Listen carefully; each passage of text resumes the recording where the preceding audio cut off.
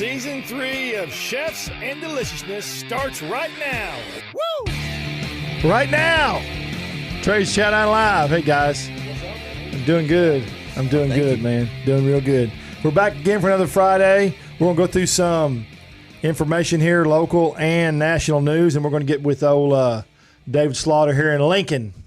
And it's not Abraham Lincoln, it's Lincoln. All right, as you know, Texas is 100% open. Everybody knows that. And we're finding out that it's probably going to be 50-50. Some restaurants are going to require masks, some are not, depending on where you are. Just try to be respectful of others. Some people are doing it for different reasons. So just respect your fellow Texans. That's all I want to say about that. And I want y'all to be sure and respect the local and support local, because the problem you're going to have now is a lot of these people have not had help.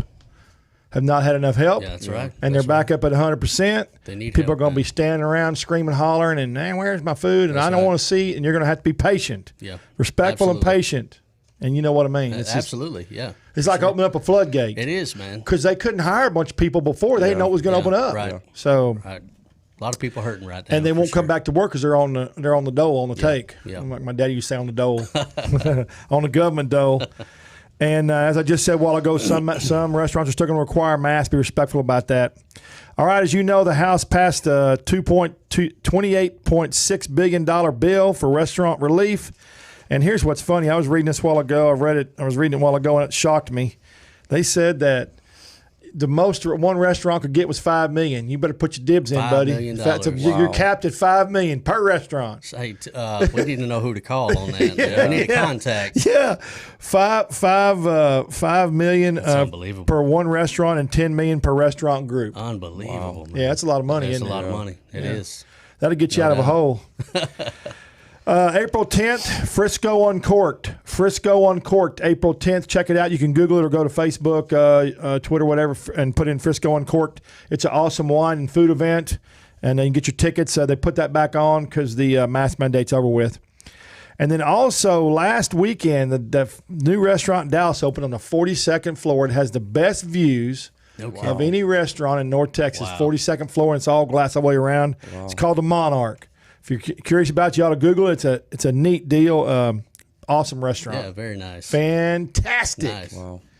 I like new restaurants. Yeah, for You know sure. what I mean? All right, we're going to get into it now with the Slaughter boys, the Slaughter Oasis boys. Slaughter Barbecue Oasis. That's it, man. baby. In the house. So we got David. That's right. And we got Lincoln. Yep.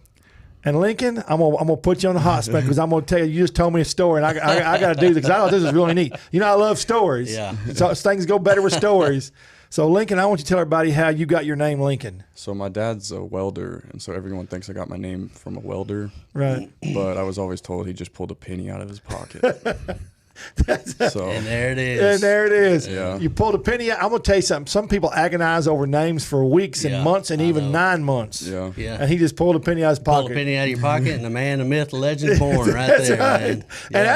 actually, the name Lincoln's a cool name anyway. Yeah. So it's, you know, Yeah. my name Trey was derived because I'm the third uno dos tres. So that was, you know, really. That works. Yeah. When I was in high school and when I was going to school and college and everything, Nice. people would say, "Is your son going to be Quattro?" I used to get that all the time. So No. you're third generation Trey. Yeah. Are you? Yeah. Nice. Yeah. Very Yeah. cool. Yeah, cool. Very cool. So David, let's talk about a little bit. Where Yeah, are you man. from originally? I'm from Katy, Texas originally. Katy, Texas. Yeah. Moved to North Texas in 2004. Yeah. And I was working for a beer distributor in Houston, and the girl I was dating at the time, which would now be my wife. Okay. Oh, y'all still together? Yeah. So That's she nice. Was going to college in North Texas, and she got about her junior year of college and said, "Hey, you know, don't think I'm coming home." And man, hey, I come trailing along. You know, Boy, so, you were just like a little puppy dog. I got lucky, man. I worked for a beer distributor that got me transferred up here, and it worked out. What was the beer? worked out. No, it was a Budweiser Oh, distributor. okay. Yeah. Well, heck, they're big, yeah. Yeah, So they're huge. 2004, that's when Katy was just starting to really grow. Yeah, man. Yeah. It is not what it is today. Now it's just part of Houston, man, basically. Yeah. Because it it's really, I unbelievable. mean, It's massive. once you huge. start there, it just continues all the way. Yeah, and it is massive. Yeah. Massive. So, I don't like being stuck on that 610 on that loop down there, boy. rush hour. Oh my yeah. God. Yeah. Man, when I was a kid, I-10 was 4 lanes, two east, 2 west, and now I think it's 12 12 to Yeah, 14 still lanes. backed up. It's unbelievable. Yeah, still backed up. So you moved to North Texas. Moved to North Texas, man. When did you start cooking barbecue? That's what I want to know. I've always been around it, you know. My Grandfather, for real, right? Grew up with my granddad cooking barbecue, but it wasn't really. I didn't get serious about barbecue until about 2013. Okay. So I read about two guys in Texas Monthly Magazine, and Daniel Vaughn? It was Daniel Vaughn wrote the article. He's the man. He's the man, dude. And told my wife we were coming back from San Antonio. I said, man, I'd really like to check out this little place that I read about, you know, and pulled in there, checked it out, and it was so inspiring, man. I've never seen barbecue done like that. Yeah.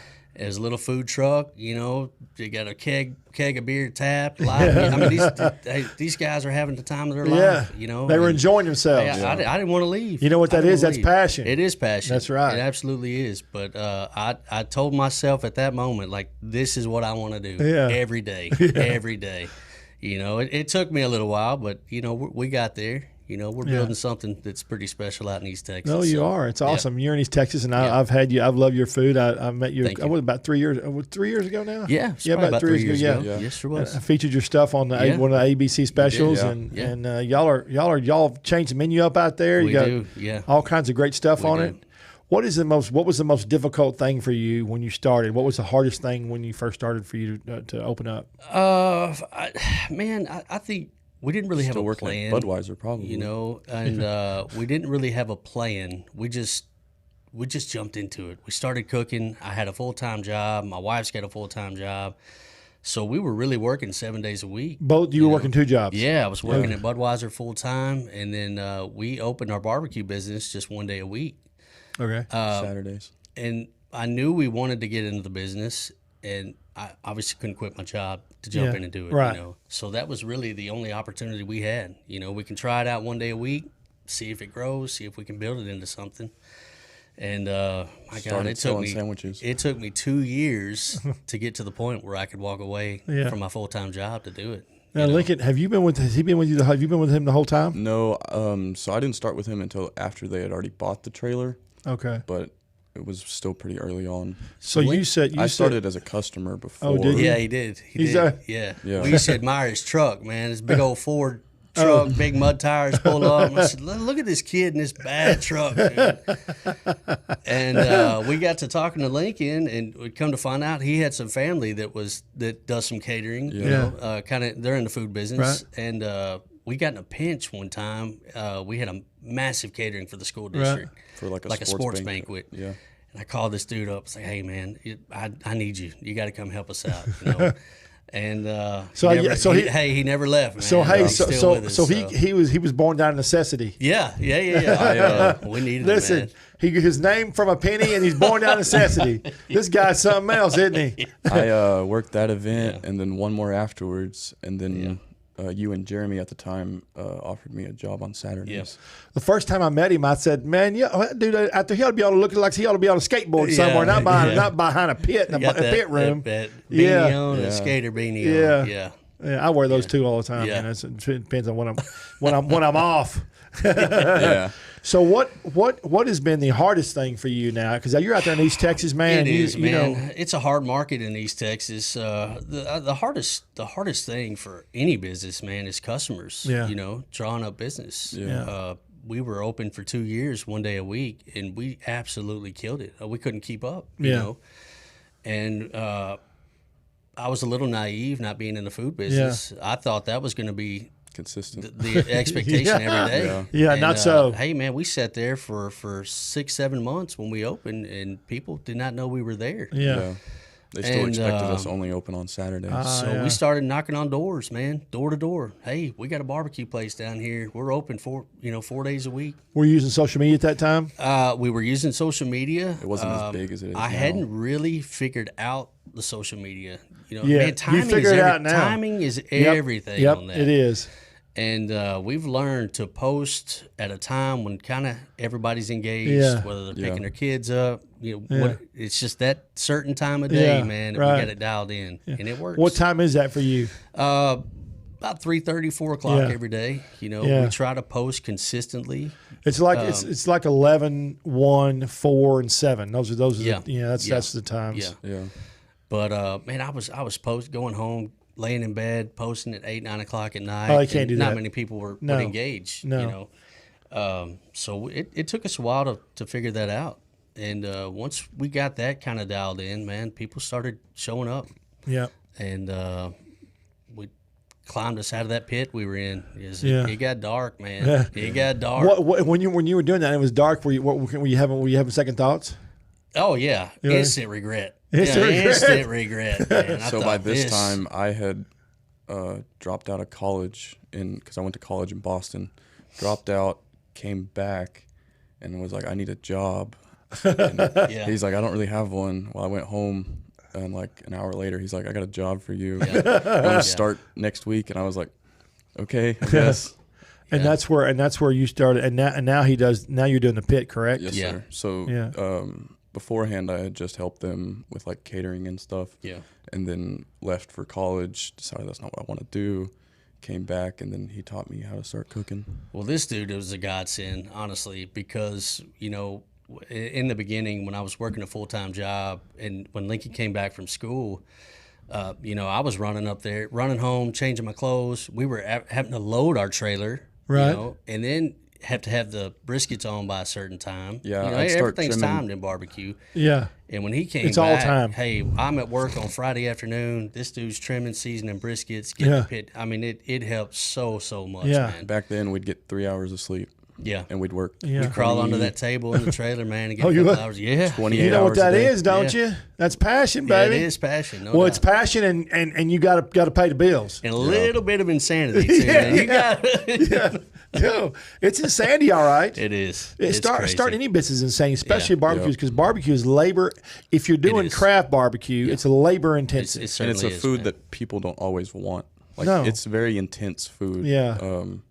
Makes you feel tired after eating. Yeah. Well, we do a daily special every day for that reason. Yeah. Try to spice it up. Yeah, you're doing that now. Y'all are doing daily specials. People aren't gonna come 4 days, 5 days a week for barbecue platter, barbecue plate. So we wanted an incentive to get people excited. Yeah. And dude, we have numerous customers that come every day. We're open. Just for the special. So what are some of the specials you're running now? Oh my goodness, man. We do. My mom is Chinese. Right. She's of Chinese descent. Yeah, my great grandfather was an immigrant. Come on, man. No. Seriously, you don't got a bit of Chinese in you. Yeah. My great grandfather. You got farm boy in you is what you got. I got some of that too. But so my great granddad was an immigrant from China. That's awesome. Yeah. And so we do some Chinese inspired stuff. We do a lot of. Okay, you have to back up now, man, because this is interesting. All right. You don't throw a story out there. I'm gonna have to draw it out of you. Your granddad? Yeah, my great grandfather, my mom's mother's father, was an immigrant to the United States from China. Wow. Yeah. And so what did he do when he got here? Did he cook or did he work? I don't know. I mean, he passed long before I was born, but I think they got into the grocery business. Okay. I think they were involved in like a chain of small grocery stores in like Arkansas. Interesting. And it's nuts. And I never knew, man. I knew my grandma looked different. Yeah. But she was my grandma, Yeah.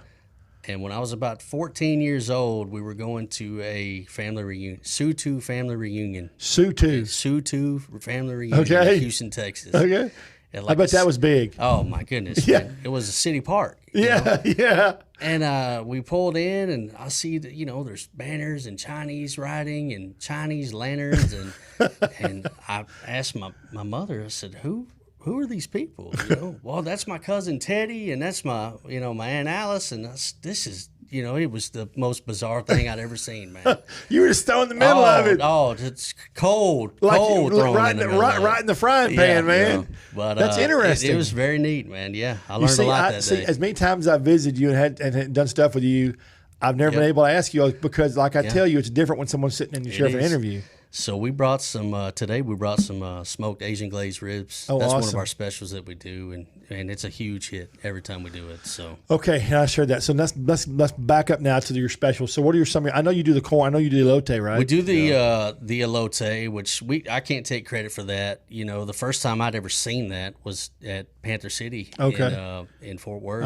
And Ernie and Chris, dude, it was life changing. Yeah, you know, so delicious. We were kind of in a creative rut trying to come up with something new, and I reached out to those guys and with their blessing, you know, asked if we can run that, and we did, not knowing what to expect, and man, we run that and we can't keep up. Yeah, it's unbelievable. Those guys create a lot of great stuff over there at Panther City. They sure do, man. Well, the fact that you called and asked them, that's cool. That's respectful. Yeah. And that's unusual. A lot of people just steal it and go on. No, that's not our style. You know, I've reached out to several guys in the business. If we see something we like, and especially where you are, you're not going to hurt their business. Sure. Yeah, right. And so we reached out to numerous barbecue places and said, "Man, love what you're doing. We'd like to do this, you know, on a day or it's just we know we'd like that courtesy." And so I would expect that same courtesy in return, you know. And how long does it take you to prepare the elote? You got to cook the corn. Do you roast it, or do you cook? How do you cook the corn? No, we griddle it. Okay, we griddle it, and we add, you know, we put the sour cream and the spices. Yeah, and I've had it. Was good. Lime juice and all that. Yeah, and I think that lime juice and that elote, I think it makes a big difference in the flavor profile change. It's the acidity, man. Yeah, it cuts through that brisket, and it is delicious. It's delicious, man. No, it's stupid delicious. It's stupid delicious. That's right. That's right. It's stupid. Right. I tell everybody, you better pack your bags. You're taking a trip to Deliciousville. It is that, man. That's awesome. So, so what's some other specials you're doing? We do a brisket pho. Yeah, we do. I haven't had any of that. I haven't had that yet. Very good. It's I saw that, but I did see it on your social media. Yep. We do some really cool stuff on colder days, man. We do a smoked chicken and sausage gumbo. Right. We do chicken and dumplings that are really good. Yep. You do chicken dumplings too? Who makes the dumplings? We make them. We make I know, everything. all right in the trailer? You make them somewhere else? Bring them in? No, well, what we learned is we didn't have the capacity in the trailer. Yeah, that's what I was going to say. I'm looking. I know the size of the trailer, and we use a 40-gallon cauldron under a propane burner. Oh my God! Yeah, we hang it up and roll. You know, it's insane. So we have. I think you have been to the stew festival. We have. Yeah, it's a Hopkins County stew pot. Oh, okay. So we just use 40 our stew gallons, pot. man. Oh, yeah. When is that again? That's usually in October. I believe. October. Okay. Yeah. When it's getting just when it's getting cold. Yeah. Okay. Yeah. So your chicken dumplings, they sell out? They do very well. Yeah. Yeah. We do. We do a brisket fried rice. Oh wow. Yep. And we've done. We do a chicken teriyaki fried rice now too, which is smoked really chicken good. Teriyaki fried rice bowl. Asian, and Thai food have blown up. It has. It has. That whole culinary region of both those top foods have just blown up everywhere. Yeah. Well, with his heritage and Asian food is my favorite type of food. Yeah. And so I more than encourage it. I think the flavors. I think the flavors in Asian food and Thai food are more vivacious. You know, they're more alive. Yeah.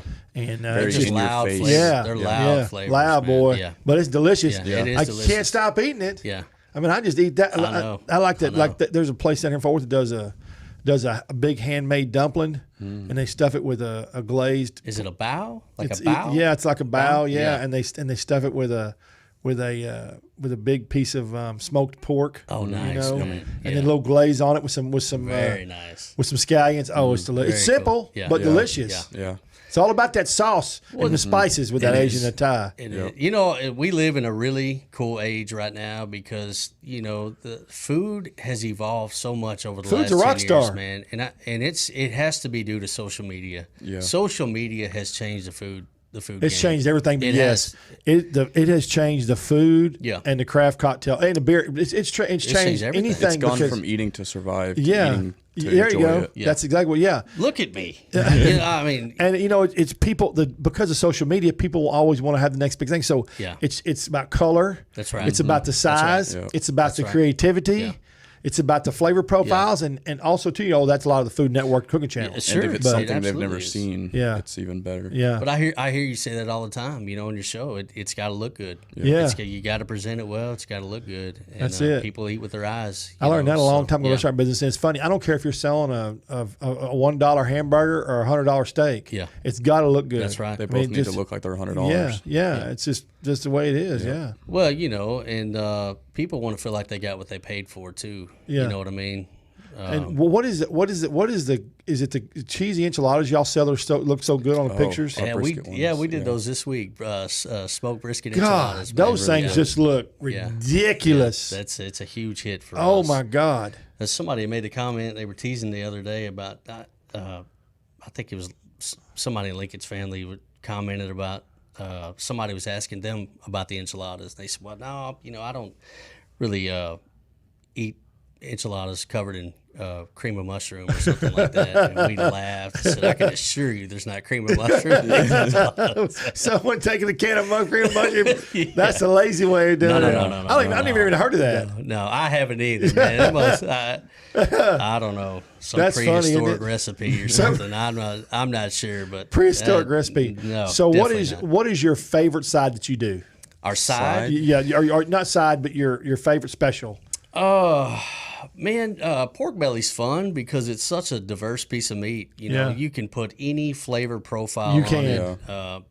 People don't really understand what it is kind of in our area yet. I get so many odd stares and questions about what is pork belly. It's just bacon. It's just a big slice of big piece of bacon. You've been eating it your whole life, man. I was doing a show on Fox for the best bacon, and the woman and it was funny because she asked me, she said, "What is that?" And I said, "It's just a big thick piece of bacon." Yeah. Essentially, it's a big thick piece of bacon. It's a cube bacon. That's all it is. It's just more. It's got the flavors. The flavor's more intense. Yeah. Mm-hmm.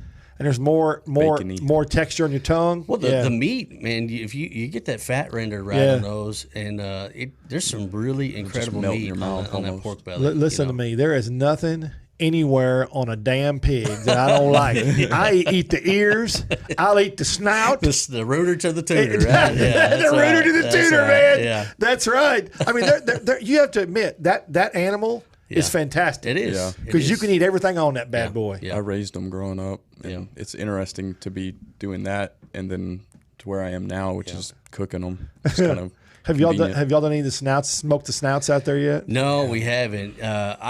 I don't know why. I've been obsessed with pigs. I've never had a pig's foot in my life, but I have been just dying to do something with a pig's feet. When I was a boy, they used to go into stores back in the 70s, man. And pickled pig's feet in the jar. Pickled pig's feet in the big old jar. Pickled eggs. And they weren't what they are now. They were probably the worst thing in the world, unhealthy. Yeah. Oh, yeah, they had eggs in there too. Yeah. Oh my gosh. Yeah. Well, the culinary scene's changed. Okay, so let's talk about your sides now. Yeah. So you have all kinds. What's your favorite side? We have a jalapeno coleslaw. I've had that. That is delicious. Yeah, it's dude. really good, man. It's probably our most received. It's savory. It is. It's a savory, a little salty, a little spicy. But when you combine all the flavors, it's very alive. It's very vivacious. Man, it's awesome. Man, we get so many comments on that. We were doing a mac and cheese, like a pepper jack mac and cheese, which was really good. And it was pretty hit or miss. Some days we started getting asked about gluten, so we were like, we'll just stop. In East Texas, you're getting asked about gluten? Well, I thought, you know what, we pulled it from the menu for that reason. Just in case. I don't want that to come in contact with something else.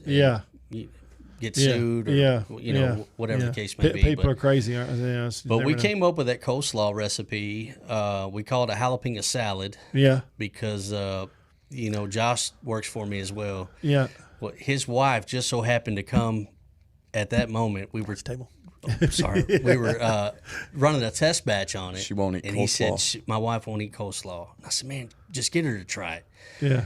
And so she walks in the door, and Josh said, hey, try a bite of this jalapeno salad. And so we call it jalapeno salad. And everybody that walks up to our business, man, what is a jalapeno salad? So we go through the story, and they try it, and they love it. But it's really good. What I tell you, everything sells better with a story. That's right. It tastes better with a story. Yeah. It sells better with a story. That's right. It's just the way it is. Now when I first had that, you gave it to me and I took one bite, and I'm like, holy shit, this is good, man. This is really delicious. And so I took it. My wife does not like coleslaw. Yeah. She hates it. And so I said, I want you to try this. I don't think I told her it was coleslaw, but I may have said jalapeno coleslaw or something, but she loved it. Yeah. I mean, that's the only time she's ever. Yeah. I think the only one that's more received than that is the Asian coleslaw you do. Yeah, we do an Asian slaw from time to time. We sell out of it every time. Yeah. And it's like a sesame, soy, ginger based. That's those Asian flavor profiles, man. It does. And we add. We usually do it with like the ribs or something. Yeah, it does well, man. You buy the two. So you brought some today, and we're gonna see them in a little bit. But you have Asian ribs either today. We do. And how do you prepare those? We take so we serve baby backs on our menu. Right. We use a St. Louis cut rib on the Asian ribs, and we cut them out of the package. We rub them in ginger paste, and then we do just a regular salt and pepper rub that we put on our normal baby backs. Spank it and throw it in there. Hey man, we put a nice sweet glaze on it. Yeah, with, house made. Yeah, it's got some soy, some sweet and sour sauce in there, some hoisin, and I think we put ginger in that as well too. I think so too. Awesome. And people love them, man. You talking about the house made. So I was at one guy's. I knew he made it, but I was really messy. He was busy, and I said, "Hey man, where'd you buy that sauce?" I didn't buy that sauce. I made that sauce. Yeah. Boy, they get real sticky about it. Yeah, they're serious about barbecue They out are. there, man. Why you just tell them Walmart? Yeah. So the barbecue scene in East Texas that didn't start blowing up to about 5 years ago. Am I correct? Yeah, and it's changing a lot out there, man. There's, I think probably 10 years ago, to find good barbecue out there was probably a good tote for somebody to find. But there's a ton of good food out there now, man. Yeah. There's some good guys doing some really cool stuff out there. I love it, man. I love it. Yeah. And I told you they've got Fat Tabs up there in Ida Bell. I mean, his stuff is fantastic. Yeah. You got a new place there and outside of Clarksville doing Kansas City style barbecue. Yeah. And then you got you, and then whoever else is on your side. Then you start going down to Houston, But Yeah, a lot of good barbecue down there too, man. Yeah. And that's the thing with barbecue in Texas is it used to be hard to find a really, really good barbecue spot, and now it's hard to not find a good let me just tell you, spot, there's barbecue and there's craft barbecue. Yeah, there is. Yeah. Texas craft barbecue, and to me, it's a big difference.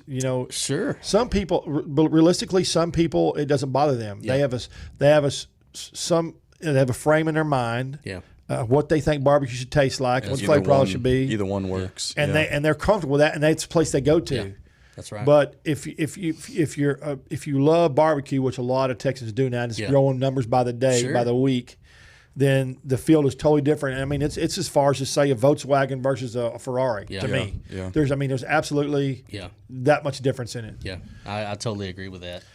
And I call it craft because it's an art. Yeah. It's an art to do that, to spend all that time to make the sauces and do all that. Well, there's so much attention to detail. Yeah. I mean, down to the specs of trimming a brisket to how much seasoning do you put on it? Is it enough? I mean, is it not enough? Is it too much? I mean, there's so many details now that I think everybody has grown up around barbecue, and you should just be kind of a set it, forget it mindset and throw a log on every hour or two. And, pellet. Yeah, when it's done, it's done. Oh, man. Hey, what's your hardest thing when working the pits? What would you say your hardest thing is, Lincoln? Weather has a lot to do with it does, doesn't it? Yeah, just because of like different drafts will screw up the airflow, temperature difference outside versus inside our smokehouse. It's a lot of different stuff, and it took me for quite a while, about 6 months, to really learn. Yeah. Before I felt. I would think it would take you a whole season, a whole year to learn the temperatures. Different. Like switching between definitely winter to summer is the biggest. Yeah. Just because you have to pay attention to like how much wood you have in the firebox, how hot you let the pit get, stuff like that.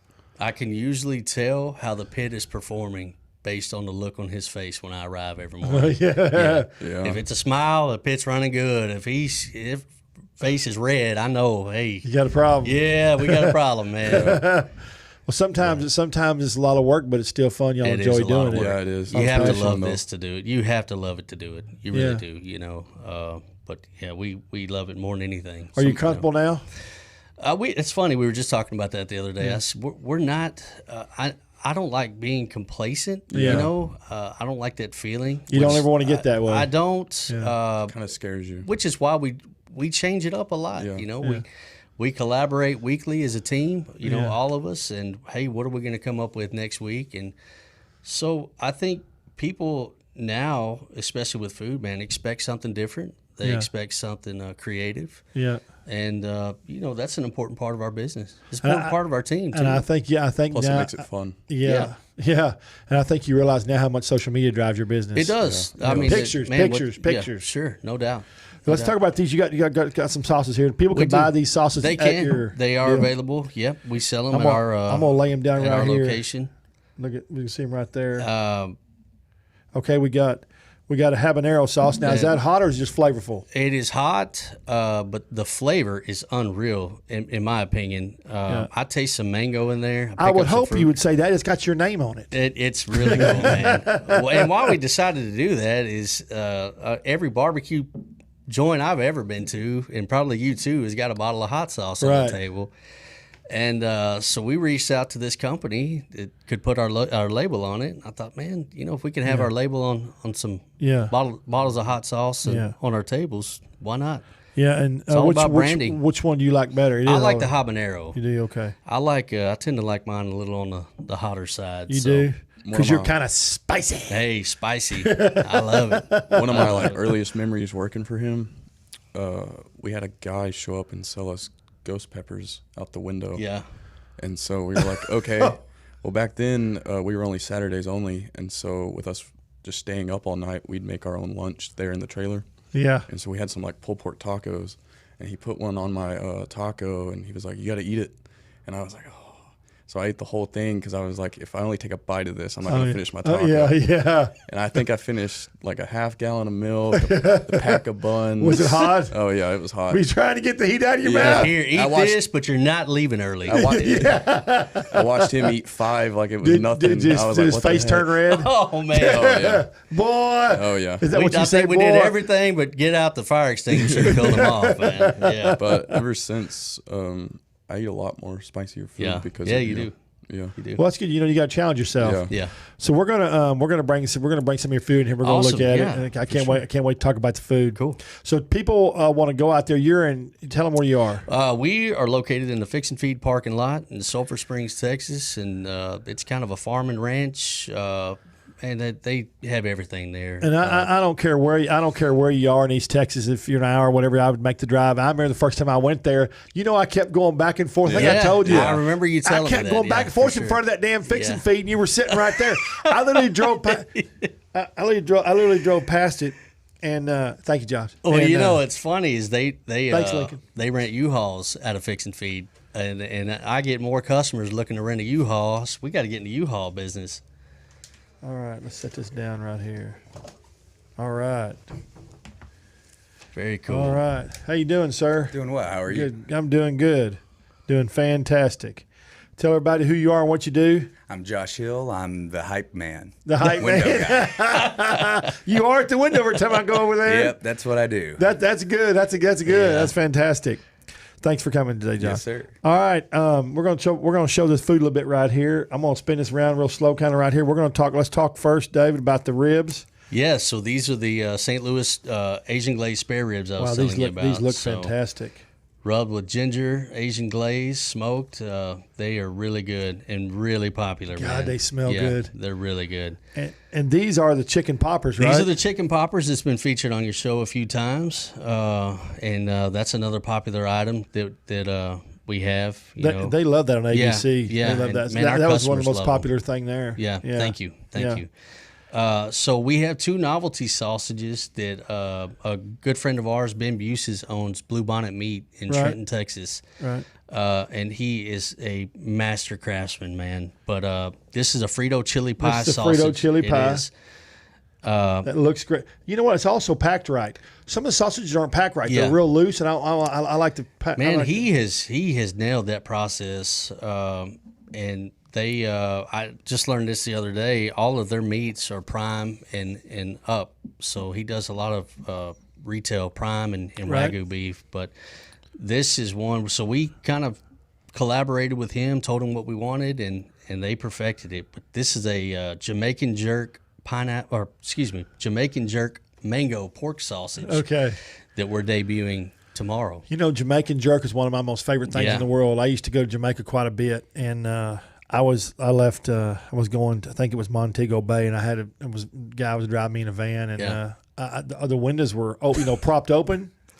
And we were going down the highway. Of course, the highways are real small there, and it's dangerous as hell. You know, things flying everywhere. You know, trying to set the story, but things flying everywhere, and it's just everything looks like a rat trap around. You know, when you drive, and it's just the way they live. It's nothing bad. I love Jamaica, but I especially love the food and the people in Jamaica. And we were driving. I was like, I could smell it, man. And I said, and then we went past this guy had a trash can with a fire on it. And he had a piece of a barn on top of it, and the chicken was sitting on top. Oh my goodness. Couldn't see that. I just saw the smoke coming out, and I said, "Hey man, what's that?" And his driver said, "Man, that's jerk chicken." I said, "Well, turn that some bug around." Yeah. So we turned around, went back there, and I bought 2 or 3 of those things he had on top of that. No, it was the best. Yeah, it's chicken. Unbelievable. The chickens were over in the corner. He was cutting them, doing them right there, and doing them. It was something else now. Well, the first time I ever had it was in Jamaica on our honeymoon. We were in Ocho Rios, and we had some jerk pork. And that's funny you say that, because I was telling my bus driver about it, and he drove us to a little jerk shack, and we got some to go on the way back to the airport, and I opened the tray up, and there is literal hair coming out of this pig meat. I closed that lid, gave it to my driver as a tip, and was like, "Thank you, man." It was unbelievable. It was excellent. Thank you.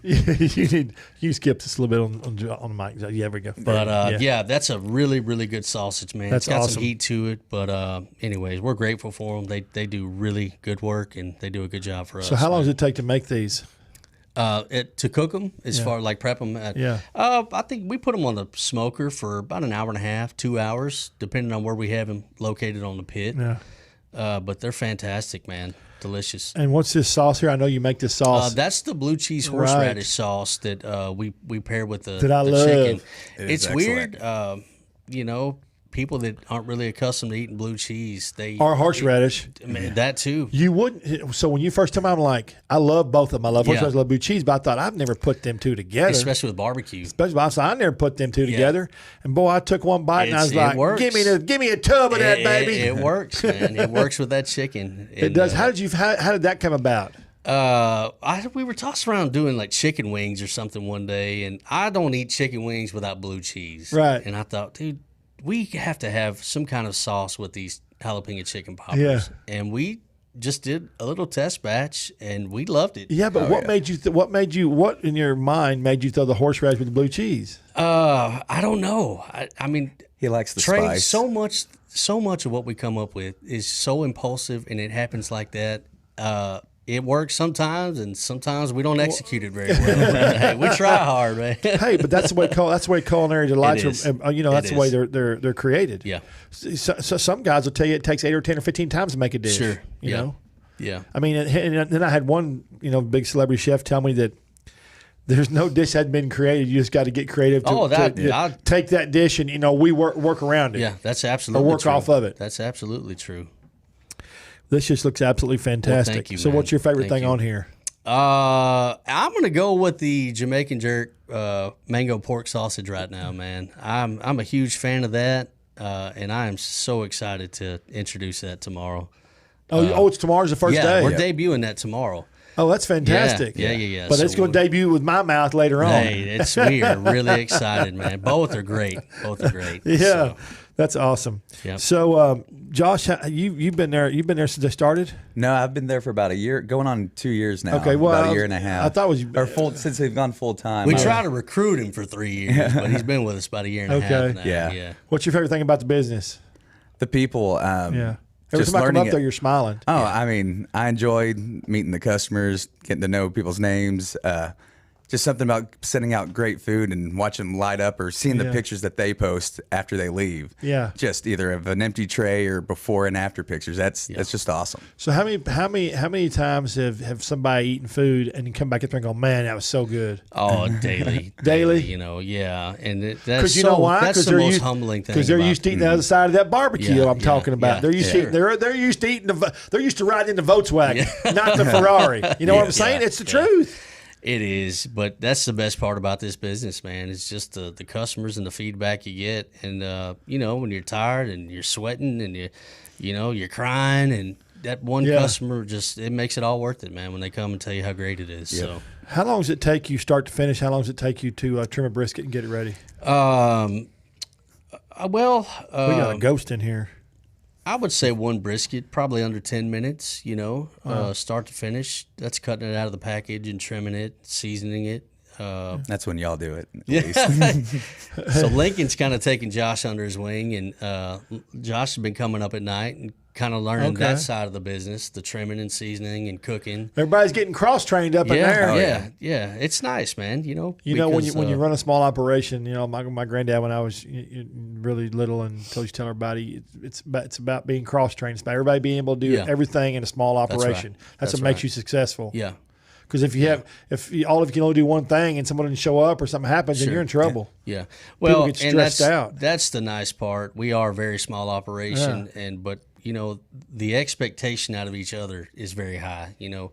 I expect a lot out of these guys, and they expect a lot out of me in return. And they give it, I give it, and that's what works for us. Teamwork, man. baby. It is. They call Absolutely. that teamwork. It is teamwork, man. Hashtag teamwork. We have a good crew. Hashtag teamwork. Hashtag teamwork. Sure. That's good. You're going to have to put that on your add that to your teamwork. Yeah. You got to have a good team, man. What is your absolute favorite thing when you get up every day about the barbecue business? What's your favorite thing about the barbecue business?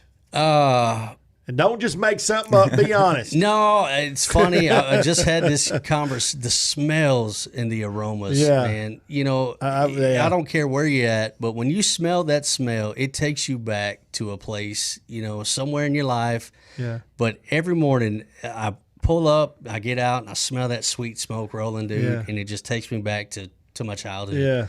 I love it, man. Every day I feel like that. I love it, and I get excited. I'm pumped up, and and get there, and Lincoln's pissed off because the pit ain't running right for him. I'm just teasing. Yeah. I'm just teasing. I'm real bad. I'm a very visual individual. Yeah. And I watch food shows 24/7. If I'm not watching them, I'm listening to them. I'm working there. I'm on two different screens behind me, and then I'll turn around. Like if I hear a new dish or a new chef or something like that, But I'm real bad about going to bed. Like last night, I was watching food shows, laying in bed, and I got hungrier. My girlfriend was like, "Trey, I'm getting turn the TV off. I'm getting hungry, man. I can't eat at 9 o'clock at night." Yeah. But I'm just visual of something, and if I see a dish that really looks, delicious, it's what's the worst of those food? It's the Food Paradise shows. Yeah, those are good. The best burritos in the country. Yeah. Oh, they're the worst at night. Yeah. You're sitting there with a bowl of Cheerios at 2 in, hungry. There's ever no Cheerios. My house is always loaded with food. It's just I want to get up and eat it or not. But also, I have to. There's a lot of.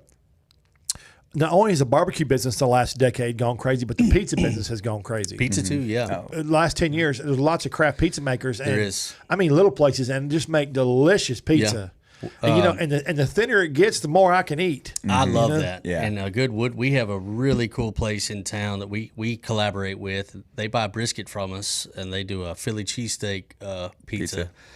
And it is unbelievable, man. Do you trade or they buy the brisket? No, they buy it from us. And when we try to go down there and support them, and they're doing a good job. It was really good. Good pizza. Yeah, it's good stuff. So what has been the most? What has been the most? I'll ask you. You might have different answer, but what has been the thing that the customers love the most at your place? The absolute most. I think the service. And we put a lot of energy into that on purpose. Yeah. You have to have good customer service, man. Because you do nowadays. I've been to places where the food has just blown me away, and the service is terrible. And piss you off, you don't want to go back. I won't go back. I know, pisses me off. I won't go back. Yeah. So. We try really hard, man, to we want people to come back, and we try to get as many people as we can on a first name basis, slapping them on the back. And I may mess up a few first names every once in a while. And they won't tell me till the second or third time. It's like, hey, I'm sorry. That's funny. We called the customer by the wrong name for a year, a couple of months. Since I've been here. And then didn't say anything. No, he finally told me, no, anything, that's my wife's name. And I was like, oh. But, you got to have good customer Your service. wife's name? It was his wife's name. It was Chris. Oh. But so you didn't know? I didn't know. Yeah. Yeah, and finally one day he we're was like, calling well, him by actually, his wife's name. and he was like, no, I love my wife so much. You can call me your name all you want to. Hey, what is the most favorite food product you think that your customers come back time and time again for? Brisket. Brisket, okay. You know, brisket's king in Texas, man. It's always, it is, isn't it? Beef dominates every other item on the menu. Always. I travel a lot for business, for food, all over the country, and I always try to go to the other barbecue joints just to see, boy. Sure. And boy, when you leave Texas, now there is a lot of Texas influence now in other places around the United States. Oh, it's growing big time. They come and they learn, or they lived here and they moved out. But for the most part, it's not there. And you go get that brisket, and you get it, and you go, "What in the hell is going on up in this place?" A lot lot of it's shaved, like shaved meat. You know? All right, it's tough. Yeah, it is. This is not cooked right. Sure. Yep. But they got lines of people. The dining room is full. It's just what. Here we go again. Yeah. You want to ride in that Volkswagen, or you want to ride in that Ferrari? There's a difference. You know what I mean? Yeah, no doubt. So what has been at the window? What has been the thing that people ask for the most to you? Honestly, like you said, the brisket's pretty good, but I think our ribs get asked for a lot. I mean, we have some people that'll buy a full rack or two at a time sometimes. Yeah. Especially when we do the Asian glazed ribs, we'll sell 2 or 3 of those racks. Do y'all at a time. limit that stuff? I mean, how do you control your because you're a small place? So how do you control? Well, so I mean, we look at our sales. You know, we're constantly looking at numbers over last week or last month or. You know, the same day over the previous year, and you have to pay attention to that to know what to cook because, but it's tough. It's tough to gauge it. We don't cook as much on Wednesday as we do on Friday and Saturday. You know, so we start off with what we think we can sell on Wednesday. We bump that up Thursday, bump that up Friday, and we bump that up Saturday. So typically, the only thing I remember that we have truly had to limit a number to were our jalapeno popper chickens. Yeah. When we first came out with those, we would make so many, and we'd have 2 companies come up and buy 3 dozen of each. Oh, that's not fair to the customers, is it? Yeah. So we had to start. We limited those to 2 to 4 per order. Yeah, we did. Did that make them mad? No, I mean, people understood. Well, they could call and place a pre-order if they wanted to, couldn't they? Well, yes. They could, yes. And we do that. That's a huge part of our business, is the pre-ordering. I would think that's a little more respectful, too, as small as you are. Yeah, sure. And I mean, not to go up there just being, because in today's society, a lot of people get busy. They don't think about it. They don't pre-plan. Yeah.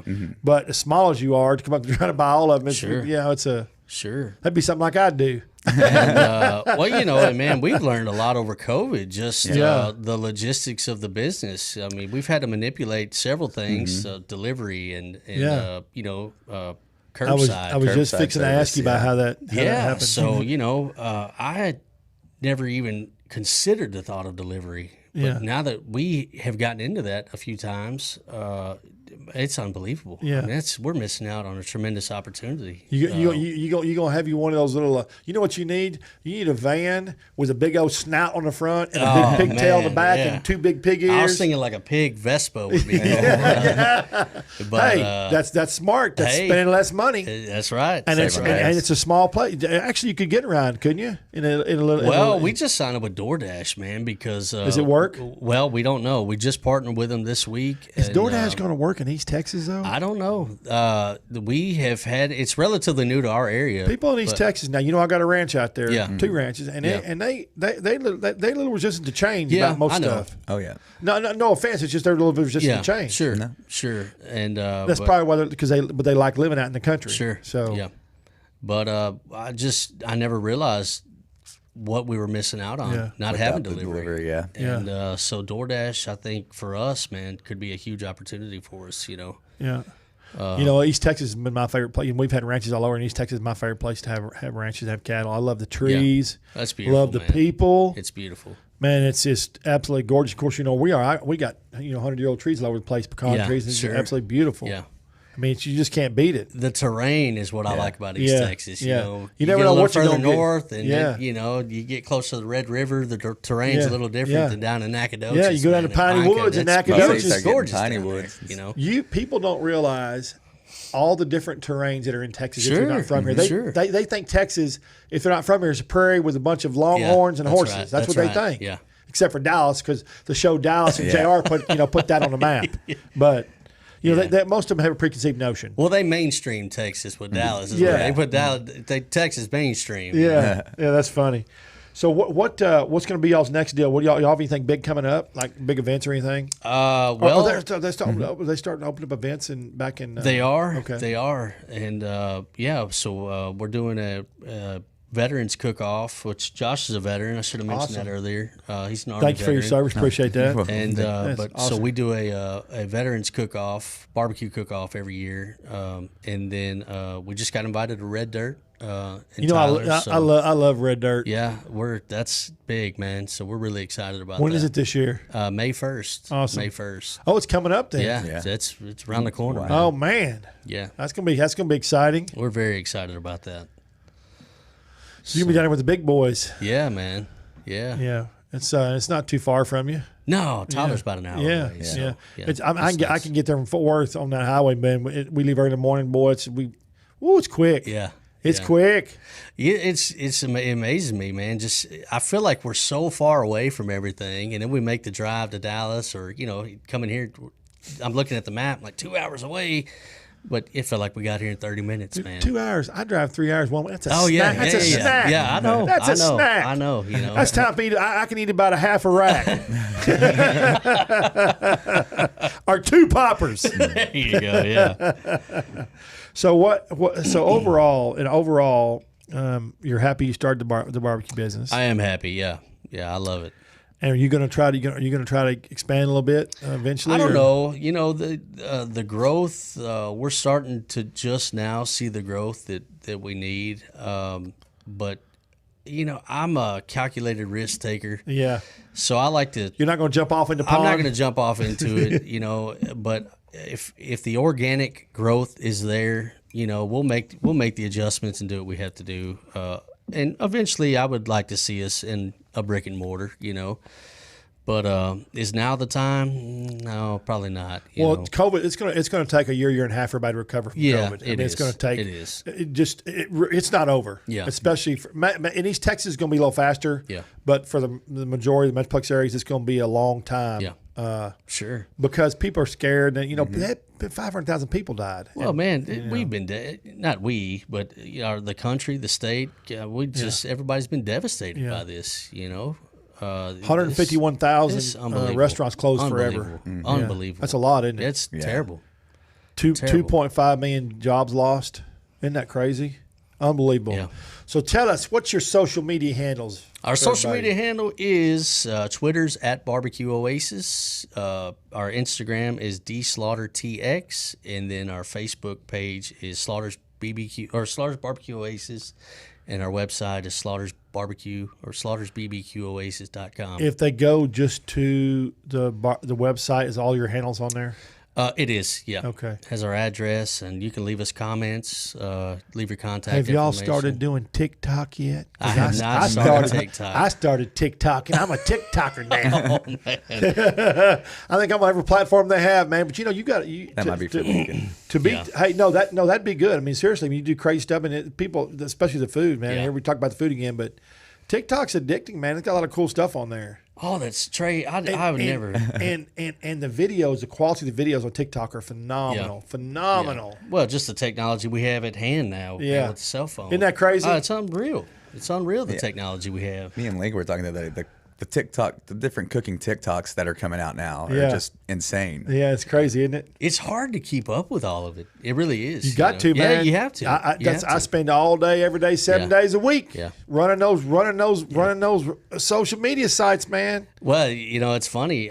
Before I did this, and we had a barbecue page and this page and that. I would set my phone down on Friday afternoon after do work, that and now. I wouldn't pick it up till Monday morning. Can't do that now, baby. I can't get away from it. You got to be hooked in. It's a vital part of business. It's now. a damn vital part of business. That's how I find chefs, how I find dishes, food. Sure, absolutely. Well, guys, so I appreciate you coming, man. Hey, thank you for having us, man. Thank you very much, Trey. Thank you for all that you do for the food industry, not just barbecue, but as a whole, man. Thank you. You're always out there grinding it out, dude, hustling. So thank you. Thank you. I appreciate that very much. For sure. So next week we got another great show coming up on Friday.